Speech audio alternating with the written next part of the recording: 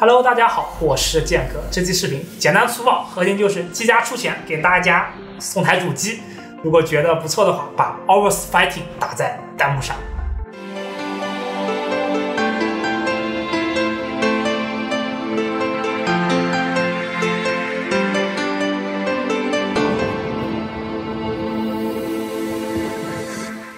好了，片头放完了，大家的心情也应该平复了。那我们就进行正常的内容。技嘉的 Hours 小雕主板也算是和我很有缘了。那之前在18年的7月，有幸受邀参加了技嘉在广州举办的产品研讨会，当时就提出了技嘉的 B 系列主打的是第3H 主板，那缺少一款可以和迫击炮和 TAM 相比的电竞小板。那我记得我当时跟他们就提到了第3机上是没有 debug 灯的。那 debug 灯对于日常的使用还是非常重要的所以后来的 PM 就真的做出了 B360M 小雕这款产品。你现在去京东的 B365M 小雕的页面去看呢，应该还是挂着我的视频。那到了时代优，自然就是 B460M 小雕了。B460M 小雕的整体和 B360M 小雕是类似的。PCB 基本一致，供电依然是4+2项，4个内存插槽，2个 M.2 的 SSD 插槽和1个 M.2 的网卡插槽，2个5伏的 RGB 接口和2个12伏的 RGB 接口。这个我觉得是技嘉一直比较实在的地方不像某信仰友商，它就是故意少给你 RGB 接口。右下角的 debug 灯依旧保留了，那这也是当时我跟工程师特别强调的。终端板子一定要有这个东西。那除了这些和 B360M 小雕基本一致的，还在以下方面做了一些改进。首先是 I/O 面板是一体式的挡板，这点确实值得称赞。应该是 M-AT-X B 系列主板我第一次看到采用这种一体式的挡板。另外说一句，其实技嘉最入门的 Z490UD 也是采用了一体式挡板。供电的 MOS 散热部分呢，恢复了 B360M 小雕的设计，顶部增加了散热片。但是有一说一这上面这2项其实是给核显供电的，其实实际用处不是特别大。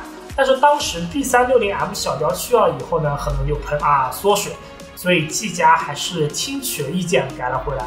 毕竟这一个散热片的成本没有多少，但是太影响卖相了。类似的也是这个 M.2 的散热马甲，恢复了 B360M 小雕的设计。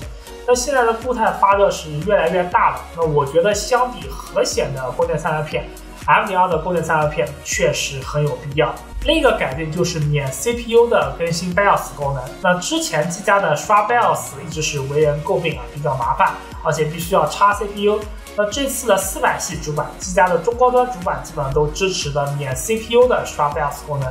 虽然用到的频率并不高，但是还是那句话，我可以用到，但你不能没有。讲实话，一块几百块钱的 B460主板能做到这么多功能，你也不能要求太多了嘛。另外一点呢，技嘉的主板目前都是支持注册1年换新和4年保修的，是3大厂里面保修最好的那个1年换新用过的都知道有多坑。技嘉的换新它不用包装去卡你，也不用购买地去卡你，那确实方便了很多。还比有双的保修要多了1年，确实良心。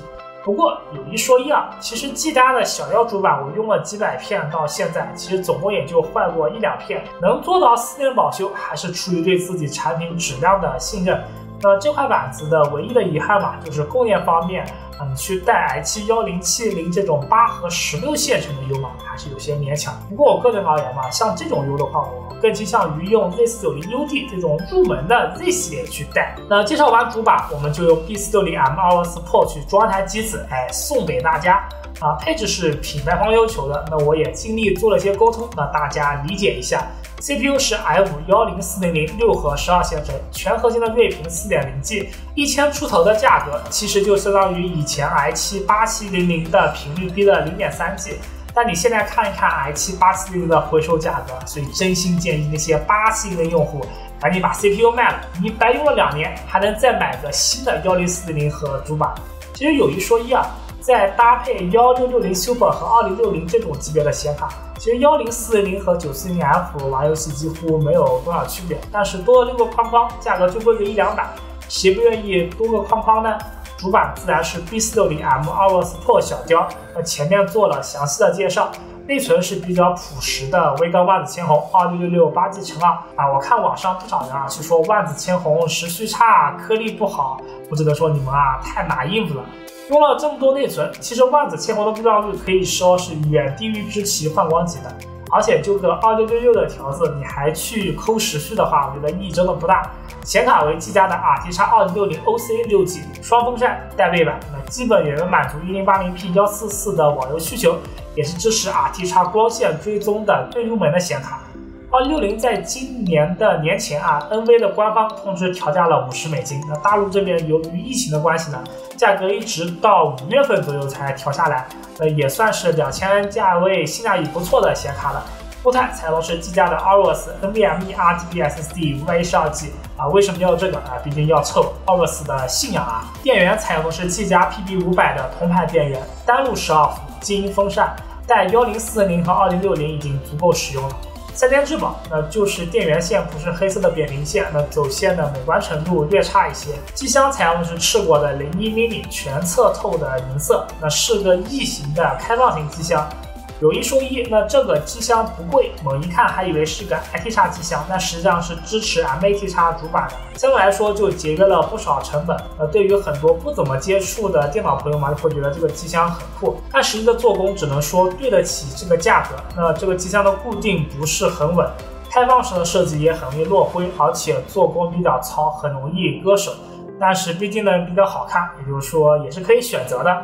为了搭配这个机箱的美观，所以得用个20的水冷。所以虽然说10400根本就用不着水冷，但是还是找了个支持5伏 RGB 的最便宜的乔斯伯的光影240水冷，冷头和风扇都是 ARGB 的，那非常适合这个机箱。毕竟主板支持5伏 RGB， 你不用上嘛，有些浪费。那我们花点时间把机子装好了呢，大家欣赏一下啊。由于呢受限于成本，主板显卡都没有太多的 RGB 元素。但是呢，通过水冷冷头和风扇呢，还是比较好的展示了 RGB。银色的机箱给人一种淡雅的金属质感，那摆在桌子上也不占地方啊，倒也不失为不错的装饰。那装好机子，我们看一下实际的体验。首先测一下主机的散热情况，在单颗 IPU 的情况下 ，CPU 为64瓦啊，全核心 4.0G， 温度大概55度。那相比 i7-8700，虽然全核睿频就低了 0.3G， 但是功耗呢小了快一半。显卡的单烤温度为75度，然后测一下几个实际的游戏。首先是吃鸡，在 1080p 3级制特效下，平均105帧。在已经公测的拳头新作《保罗兰特》中，这个游戏的优化还是不错的。1080p 最高特效下能有240帧。虽然这个显卡是个2060，但毕竟也是个 RTX 的显卡，所以还是得试2个 RTX 的游戏。在古力影暗以 1080p 最高特效下开启 RTX 和 DLSS 的情况下，平均大概有个100帧左右。那在我的世界 RTX 版本中，1080p 开启默认特效的 RTX， 那帧数就有些低了，只有45帧。其实基本上说 1080p 分辨率的话，玩游戏都没啥问题。那一些单机游戏的话，你去看 2K 的话也都 OK。那最后呼应一下开头，我们这台性能不错、价格不贵、颜值也还 OK 的技嘉 B460M 的主机会直接抽奖送给大家。具体请关注潮玩客 B 站的后续的动态通知。同时在618当天，同款主机技嘉会开启618的秒杀活动，详情请大家关注一下技嘉的官方微博和 B 博。那么今天的节目就到这里，喜欢我们节目不妨点赞、投币、收藏，素质3连一下。没关注的观众也别忘点一个小铃铛和点一个赞，这对我们非常重要。